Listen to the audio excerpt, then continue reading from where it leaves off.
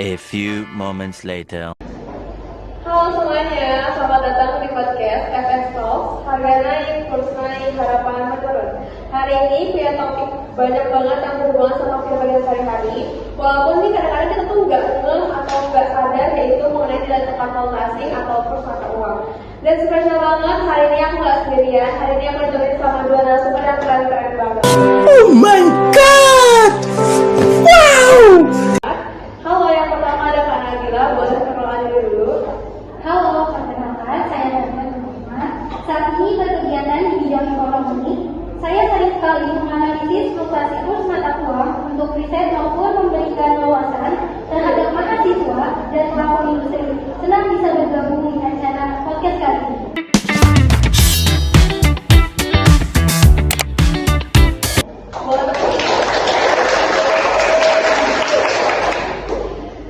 Dan narasumber kedua ada Pak Fawas. Halo, saya Muhammad Fawas. Kegiatan saya banyak terkait ekspor impor. Jadi perubahan dari tempat ini cukup berasa dalam aktivitas kerja saya dalam sehari-hari.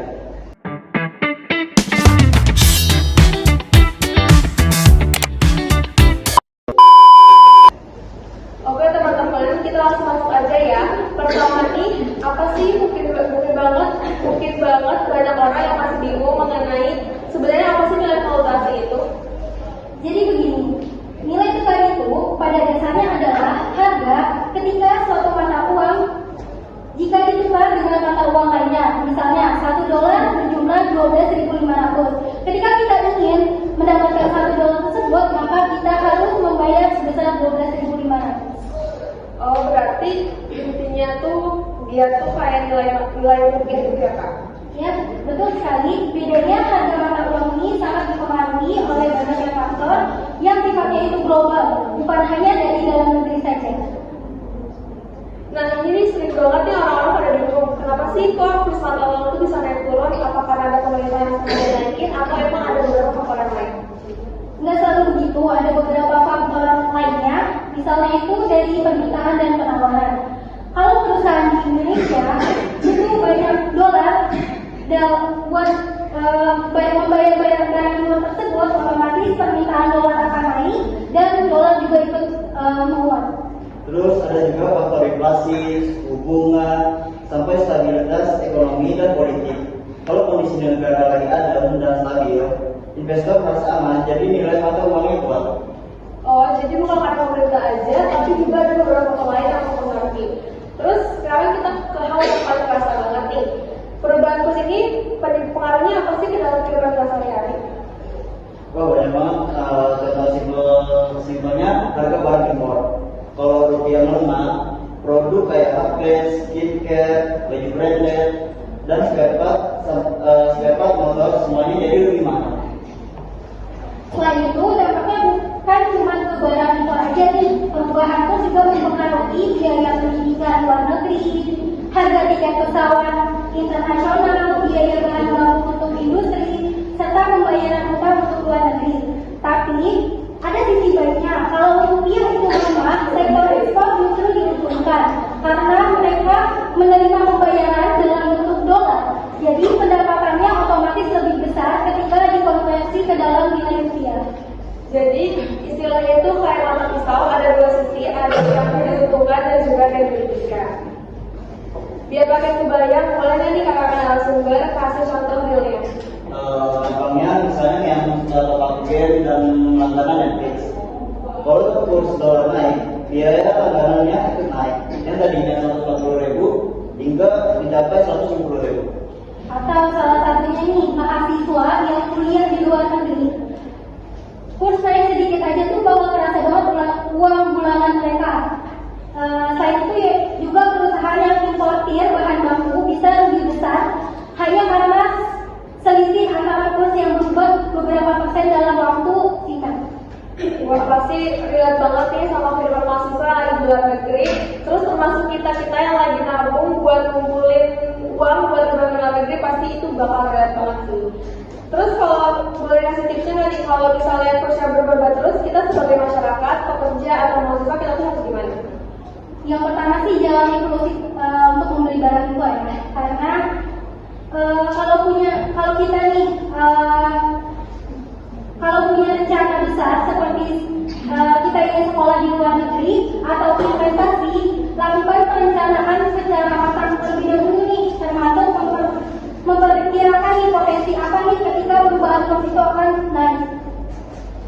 Kalau punya rencana besar kayak kuliah, traveling, siapkan dana cadangan karena kurs bisa berubah kapan saja.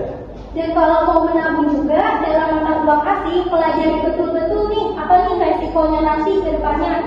Jangan ikut-ikutan tren tanpa memahami mekanismenya itu. Oke, teman-teman semua, kita udah masuk ke bagian yang paling akhir, yang paling seru nih, yaitu sesi pertanyaan. Biasanya sesi pertanyaan itu banyak banget orang-orang yang mendadak pura-pura sibuk buang waktu bertanya. Jadi kalau misalnya ada yang penasaran, mau lebih tahu tentang topik ini atau pertanyaan random juga nggak apa-apa, yang penting punya pertanyaan dikit juga boleh. Siapa di sini yang mau nanya?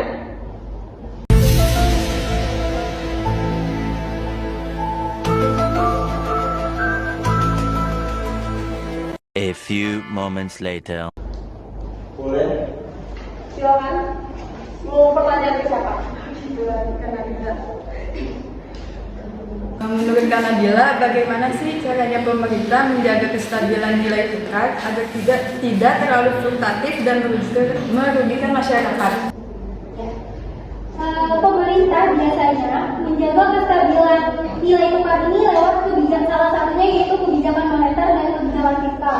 Contohnya, ketika Bank Indonesia bisa melakukan intervensi di pasar valuta asing dengan menjual dan membeli dolar untuk menyeimbangkan antara permintaan dan penawaran. Selain itu, menjaga inflasi agar tetap rendah dan meningkatkan ekspor juga bisa dapat memperkuat nilai rupiah karena devisa negara itu bertambah. Apakah sudah cukup?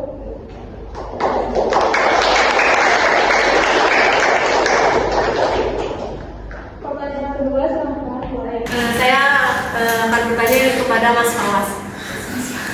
Pertanyaannya Mas Fawas, kalau masyarakat biasa seperti mahasiswa atau pekerja, apa langkah sederhana yang bisa dilakukan supaya nggak terlalu terdampak pada kurs naik? Terima kasih.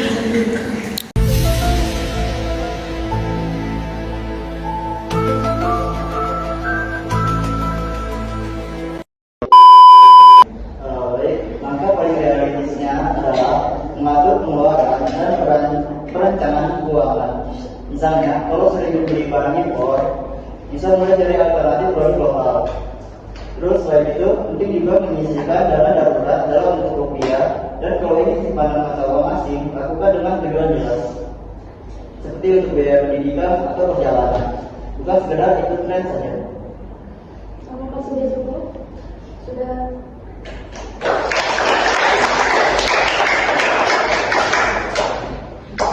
Seru banget ya hari ini podcastnya sama kedua narasumber kita yang keren-keren banget, ada Kak Nabila sama Kak Fawas. Makasih banget buat narasumber kedua kita ini yang udah bagi-bagi tentang soal dinamika kurs sama dampaknya ke dalam kehidupan kita sehari-hari. Jadi nilai tukar itu bukan cuma soal angka, tapi juga punya efek nyata ke harga barang, ke biaya hidup, sama ke aktivitas lainnya. Untuk teman-teman pendengar, makasih banget udah stay sampai akhir. Tungguin terus podcast kita selanjutnya. Sampai ketemu di episode selanjutnya.